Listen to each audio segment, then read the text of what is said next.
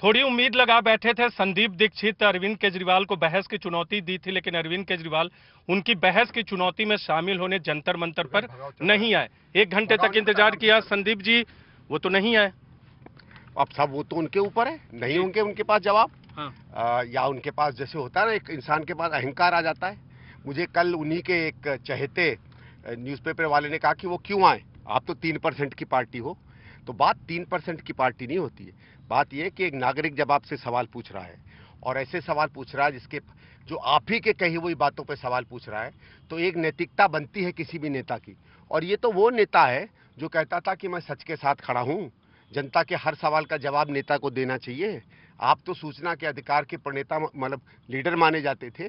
खुद उन हर मापदंड पे तो आपने औरों के लिए तय किया, आज उस पर ये आदमी ध्वस्त पाया गया है। तो ध्वस्त पाए गए, 1 घंटे तक आपने इंतजार किया, तो क्या लगा आपको, क्यों नहीं आए? इसके बाद आपको, वो तो बहुत दूसरे को चुनौती देते थे, आज आपने चुनौती दे दी, उन्हीं के स्टाइल में भी दी। मतलब वो किसी का स्टाइल नहीं है, लेकिन वो भी इस तरह से चुनौती देते थे। नाटक मंडली भी आपने बुला रखी थी।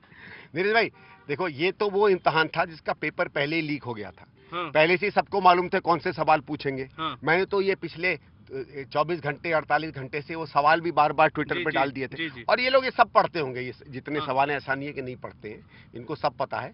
तो जब लीक हो गया पेपर, तब अगर स्टूडेंट नहीं आए इम्तहान देने, तो समझ लो वो इतना कमजोर है कि वो लीक वाले पेपर पर भी पास नहीं होगा। तो वो तो कह सकते हैं कि जब पेपर सवाल पता है तो क्या जाने से जरूरत, ये भी सोच सकते हैं। क्योंकि ये सब सवाल वो थे जो इन्होंने जो एक महल बना रखा था कि मैंने क्या क्या किया दिल्ली का, वो पूरा महल ढारा था। उसमें एक भी बात जो इसने पिछले 10 साल में कही है, मेरे ख्याल से इसने अगर 2 या 3 सच बोले होंगे, तो उसमें उनके परिवार के सदस्य कौन हैं, वो आम आदमी पार्टी के कन्वीनर हैं, वो कितनी बार चुनाव जीते और कितने साल मुख्यमंत्री रहे, इसके अलावा उस आदमी ने कभी कोई सच नहीं बोला है।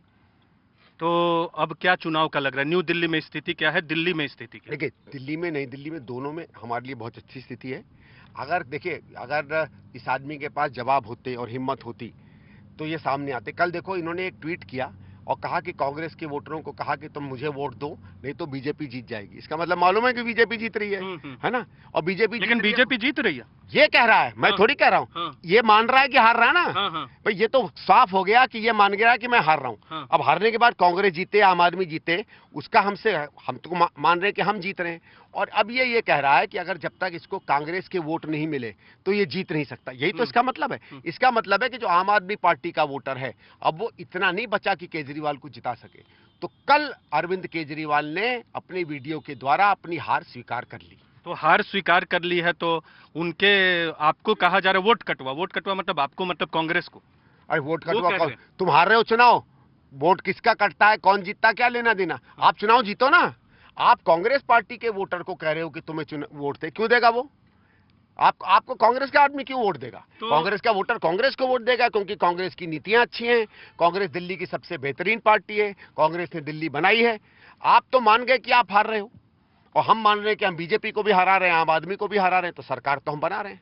तो आप सरकार बना रहे हैं, कितनी सीटें आएंगी? भाई आप देखिए ना, अगर अरविंद केजरीवाल ने हार मान ली और दिल्ली में बीजेपी नहीं जीतती दिखती है, तो कौन जीत रहा है? कांग्रेस ही तो जीत रही है ना। कहीं बहुमत आ जाएगा?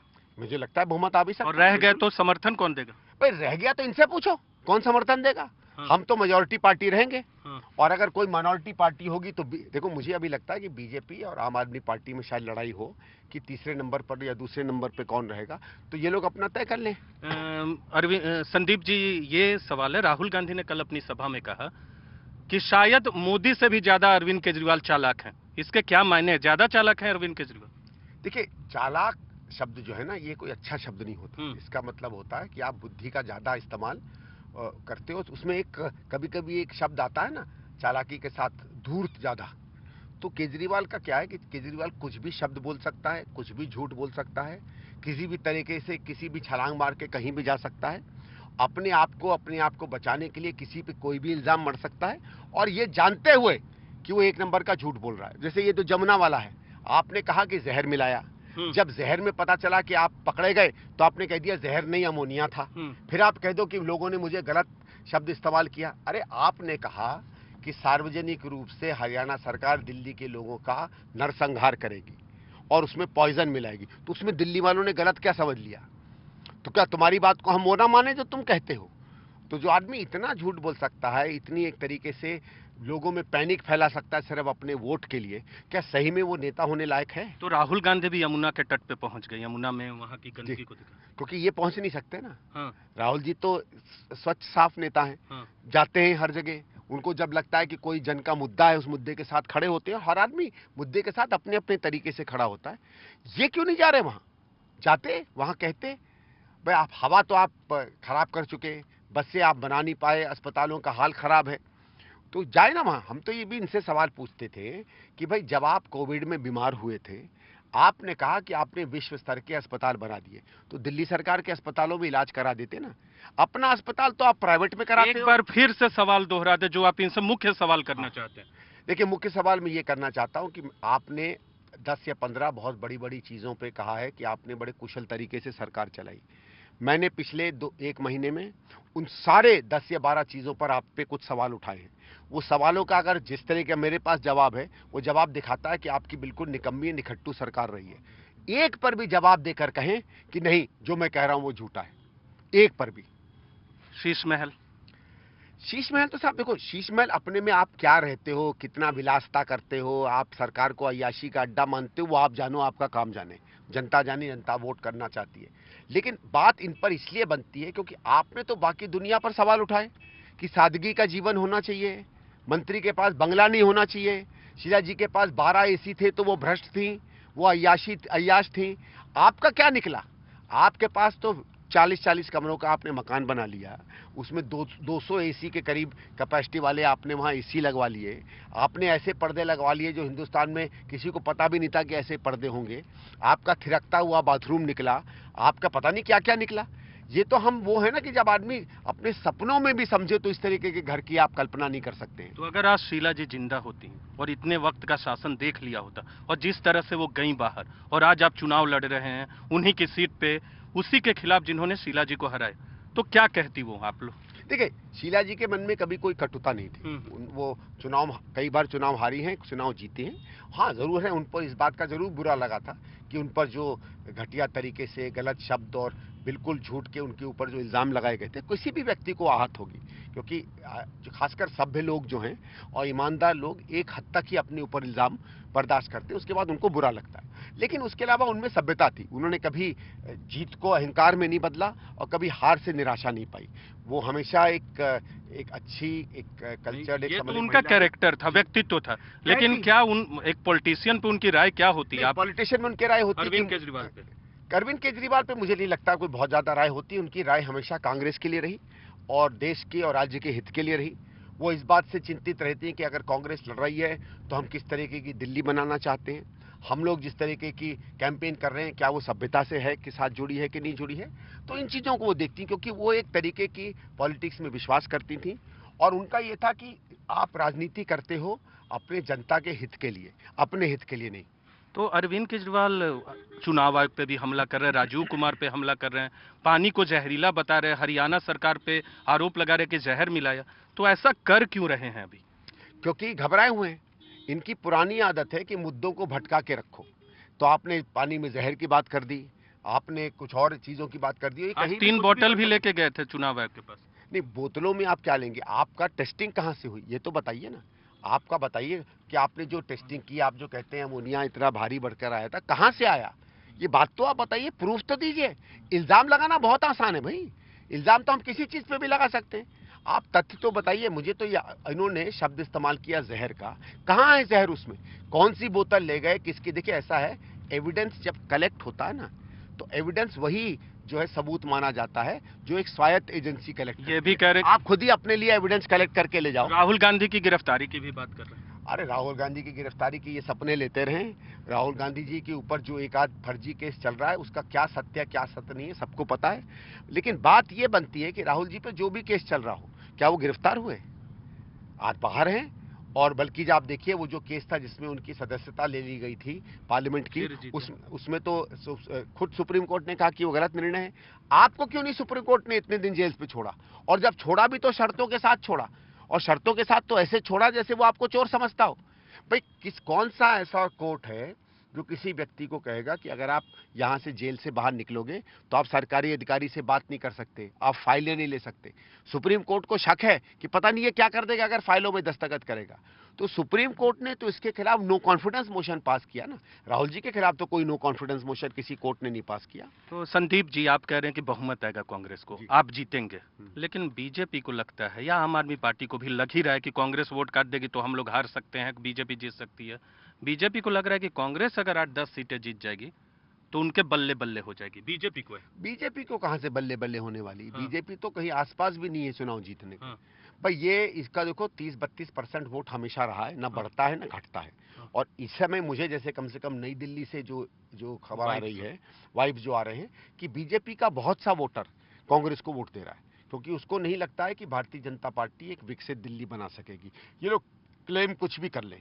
और आम आदमी पार्टी का भी वोट आपको आ रहा है? आ रहा है वो तो पारंपरिक वोट से हमारा काफी हद तक हमारा वोट नहीं, उनके पास और पार्टियों से भी वोट गया। ऐसा नहीं है कि 100% हमारा वोट गया है। हाँ, मुस्लिम वोट किधर जा रहे हैं? बहुत तो उससे लेकर ये है, बहुत लोग कहते हैं पूरा वोट आम आदमी पार्टी को, कई लोग कहते हैं कुछ सीटों पे तो कांग्रेस को दे देंगे, कुछ सीटों पे आम आदमी पार्टी। क्या लगता है? देखिए ऐसा है कि आप एक चीज मानिए, मुस्लिम जो है वो भी एक नागरिक की तरह रिएक्ट करता है। उसको भी सड़कें चाहिए, पानी चाहिए, साफ हवा चाहिए, रक्षा सुरक्षा भी चाहिए। और वो वाला इशू पार्लियामेंट में भी वो होता है, स्टेट में वो देखता है कि कौन उससे अच्छी सरकार देगा। उसने शीला जी की अच्छी सरकार देखी है, शांति देखी है। वो इस बार पर सवाल भी पूछ रहा है कि साहब मरकज का जब समय आया था कोविड का, तो आपने ही एक तरीके से, याद है वो शब्द आया था क्या, जिहाद कोरोना, मरकज कोरोना, वो तो केजरीवाल ने किया। जब दिल्ली में दंगे हुए तो ये हम नहीं कह रहे कि दंगा कहां से हुआ, कैसे हुआ। एक मुख्यमंत्री का काम होता है दंगों में लोगों के बीच में रहना। हमेशा हुआ है, लोग गए हैं, विजिट किया, ये कभी गए नहीं, उसके बाद भी नहीं गए, उसके महीनों बाद भी नहीं गए। तो जब जरूरत पड़ती है किसी भी समुदाय या समाज की कि उसका नेता उसके मरहम लगाए, उसके पास आए, और दंगों में तो हिंदू भी आहत हुए थे, मुस्लिम भी आहत हुए थे, दोनों में क्यों नहीं गए? हम लोग तो दोनों में गए। मैंने तो जब वहां 2-3 दिन राउंड लगाए, हम मुस्लिम इलाकों में भी गए, हिंदू इलाकों में भी गए, जहां हिंदू मारे गए उनके घरों में भी गए, जहां और लोग मारे गए उनके घरों में भी गए। आप क्यों नहीं जा सकते थे? वहां लोग एक और सवाल पूछ रहे थे कि वो ये कह रहे थे, मैं आपको बताऊं, पुलिस वाले भी कह रहे थे कि ठीक है साहब, पुलिस नहीं है केजरीवाल के हाथ में, दिल्ली होमगार्ड तो है, होमगार्ड को लगा देते, होमगार्ड को भेज देते।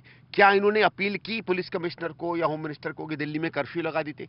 कुछ तो आप आना जाना तो आपको मुस्लिम किसको तरजीह देगा, कांग्रेस और आम आदमी पार्टी में? देखिए उसको भी ये लगता है कि ये आदमी बहुत से मामले में फर्जी है, ये सेकुलर तो खैर है ही नहीं, और ये जब चाहे कम्युनल हो जाए, जब चाहे सेकुलर हो जाए, तो उसको शायद भरोसा नहीं रह गया इस पर। अब देखो वोट कहां पड़ता है, हो सकता है कि कुछ कॉन्स्टिट्यूंसी में इधर उधर जाए, कभी कभी स्थानीय विषय भी आते हैं, बट मूलतः जो है, चाहे मुस्लिम हो, चाहे शेड्यूल कास्ट हो, चाहे मिडिल क्लास का व्यक्ति हो, चाहे जनरल कास्ट का हो, चाहे ओबीसी हो, चाहे गांव में रहने वाला हो, चाहे रिसेटलमेंट का हो, चाहे झुग्गी झोपड़ी का हो, सब कांग्रेस की तरफ देख रहे हैं। तो अब जंतर मंतर पे तो आपका खत्म हो गया, अभी तक भी आप केजरीवाल को जानते थे, पहले भी मिले थे, अभी भी पॉलिटिकली जानते थे, दूर से ही सही। अब किस केजरीवाल को मन में लेकर जा रहे जब यहाँ नहीं है? नहीं देखिए, ये तो सिर्फ हम मेरी जितनी उसके बारे में समझ थी कि वो कायर है और डरपोक है और कभी सच नहीं स्वीकार करता। क्योंकि मुझे याद है लोकपाल के बिल के समय जब उससे बातचीत करते थे और कभी उसको मैं तथ्य पे जब रोकता था, उसके पास कोई जवाब नहीं होता था, बक्के कोई और बात करने लगता था।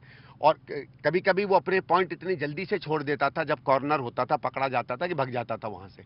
इसलिए आपको याद होगा मैंने कई बार कहा कि मुर्गी की तरह है, यहाँ पकड़ो तो वहां भाग जाता है। तो वही मुझे पता चला, मुझे आशा थी कि वो आएगा। मुझे लगा कि मुख्यमंत्री है, एक किसी ने उसको जवाब दिया, आप चलो मंच पे नहीं आते, आप लिखित जवाब भेज देते। आप में जितने मैंने ट्विटर पर सवाल पूछे हैं, सोशल मीडिया पे, उन्हीं का आप अपनी किसी दुमछल्ले से जवाब करा देते। गाली गलौज तो होती रहती है, रोज मुझे ये लोग उल्टे सीधी बातें कहते हैं, तो उसमें जवाब भी पढ़वा देते 2-1। तो किस केजरीवाल को लेके जा रहे हैं? मैं अब किसी केजरीवाल को नहीं लेके जा रहा हूँ। मेरे ख्याल से उसका समय खत्म हो गया। अब चुनाव में उसकी पार्टी को क्या मिलता है क्या नहीं मिलता, वो तो 8 तारीख को पता चलेगा। पर जिस केजरीवाल ने एक तरीके से 2012-13 में एक सपना दिखाया था लोगों का कि मैं एक नई क्रांति, नई राजनीति की बात करूंगा, वो केजरीवाल न तब था न आज है। अंतिम सवाल करूंगा, आप पहले भी चुनाव लड़े हैं, लेकिन पूरा फोकस पूरी कांग्रेस संदीप दीक्षित की तरफ देख रही है, एक उम्मीद में।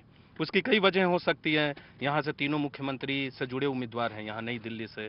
आप शीला दीक्षित के बेटे हैं, जिनके कार्यकाल में दिल्ली ने बहुत विकास किया, एक उम्मीद थी उनके कार्यकाल में, और जिनको हटाया। तो आपका चुनाव इस बार कैसा लग रहा है? ये संक्षेप में ही चाहेंगे जवाब, क्योंकि आप पे बहुत फोकस है।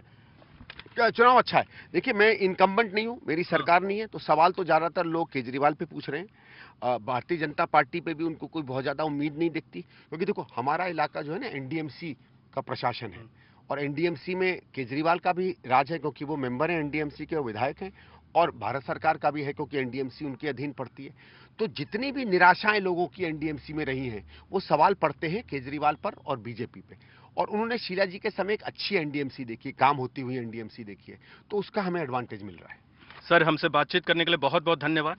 थैंक यू भैया। तो ये थे हमारे साथ संदीप दीक्षित। चुनाव को इन्होंने न सिर्फ नई दिल्ली बल्कि पूरी दिल्ली में कांग्रेस के लिए बड़ा ही दिलचस्प बना दिया है।